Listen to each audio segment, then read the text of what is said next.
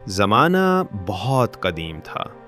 ज़मीन के कोने कोने में इंसान आबाद हो चुका था, मगर इंसानियत कमज़ोर हो गई थी। ताकतवर कमज़ोर पर जुल्म करता, अमीर गरीब का हक खा जाता और ज़मीन फितनों से भर गई थी। ऐसे में अल्लाह ने अपनी रहमत से एक आदिल, बहादुर और नेक बादशाह को पैदा फरमाया, हज़रत ज़ुल्क़रनैन अलैहिस्सलाम। अल्लाह ताला ने कुरान में उनका जिक्र फरमाया कि हमने उसे ज़मीन में इक़्तिदार दिया और हर चीज़ का एक ज़रिया अता किया। ज़ुल्क़रनैन को अल्लाह ने ताकत, अक़ल, बसीरत और ईमान की दौलत दी थी।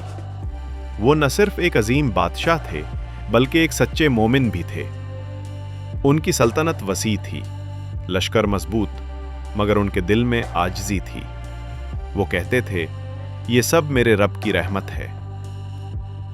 वो ज़मीन में घूमते और देखते कि कहाँ जुल्म है, कहाँ कमज़ोरों पर जबर है, कहाँ अल्लाह का पैगाम भुला दिया गया है। जहाँ जाते इंसाफ कायम कर देते, जालिम को सज़ा देते और मज़लूम के आंसू पूंछते।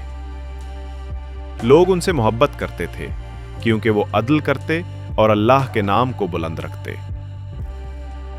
एक दिन उन्होंने अपने लश्कर को जमा किया और फरमाया, हम इस जमीन के किनारों तक जाएंगे ताकि अपने रब की निशानियां देखें। पहले वो मगरिब की तरफ रवाना हुए। वो समंदर पार करते, पहाड़ चढ़ते और वादियों से गुजरते गए। कई दिनों के सफर के बाद वो एक ऐसी जगह पहुंचे जहां सूरज गोया एक सियाह चश्मे में डूबता दिखाई देता था। वहां एक कौम आबाद थी जो गुमराह और सरकश थी। अल्लाह ने उनसे फरमाया, ए ज़ुल्क़रनैन, तुम्हें इख्तियार दिया गया है। चाहो तो उन पर अज़ाब करो, चाहो तो उनके साथ नरमी बरतो। ज़ुल्क़रनैन ने जवाब दिया, जो जुल्म करेगा हम उसे सज़ा देंगे, और जो ईमान लाएगा और नेक अमल करेगा हम उस पर नरमी करेंगे। उन्होंने वहां इंसाफ कायम किया, बुराई का खात्मा किया और आगे बढ़ गए। फिर वो मशरिक की सिमत रवाना हुए। आस्ता लंबा और मुश्किल था। तेज धूप, रीतले मैदान और सख्त गर्म हवाएं। कई दिनों बाद वो एक ऐसी कौम के पास पहुंचे जो सूरज की तपिश में जल रही थी। उनके पास सायादार मकान न थे, मगर उनके दिल नर्म और साफ थे। ज़ुल्क़रनैन ने उन्हें इल्म दिया, इंसाफ सिखाया और उनकी हालत बेहतर की। फिर वो शुमाल की सिमत निकले। अब मंजर बदल गया था। ठंडी हवाएं, बर्फ से ढके पहाड़ और तंग वादियां। वहां के लोग अजीब थे। उनकी जबान कोई समझ नहीं सकता था। वो कमजोर थे, मगर उनके चेहरों पर खौफ नुमाया था। वो इशारों से अपनी बात समझाते। उनके इशारे कहते थे, ए नेक बादशाह, हमारे दुश्मन बहुत ताकतवर हैं। याजूज माजूज हम पर हमला करते हैं। वो सब कुछ तबाह कर देते हैं। हमारी फसलें जला देते हैं। हमारे बच्चों को कैद कर लेते हैं। हमारी मदद करो, हम तुम्हें खिराज देंगे। बस हमारे और उनके दरमियान एक दीवार बना दो। ज़ुल्क़रनैन ने उनकी बात सुनी और फरमाया, मुझे तुम्हारे माल की ज़रूरत नहीं।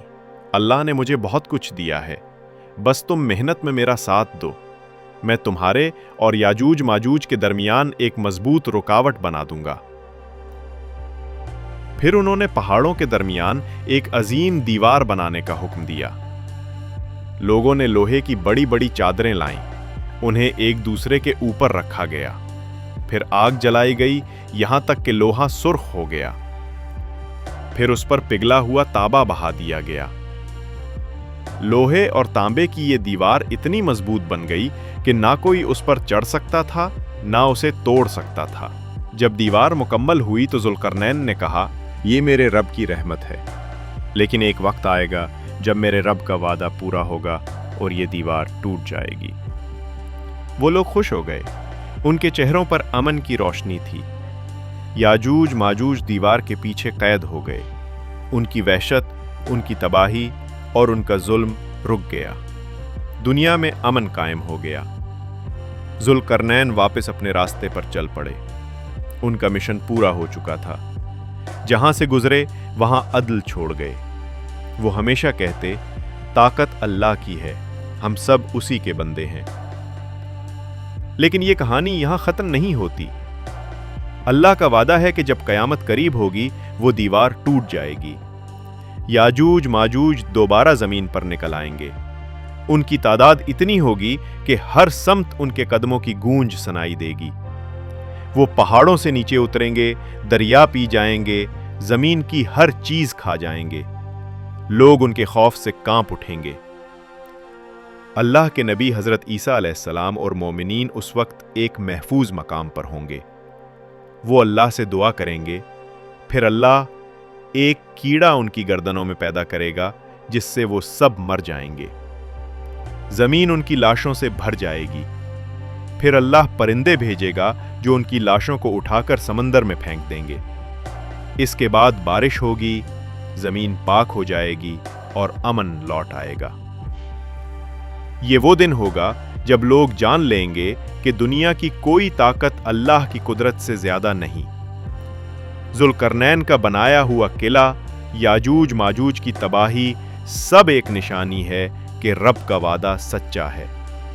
وہی رب جس نے ذوالقرنین کو عزت دی، وہی رب قیامت کے دن انسانوں کو ان کے اعمال کے مطابق اٹھائے گا۔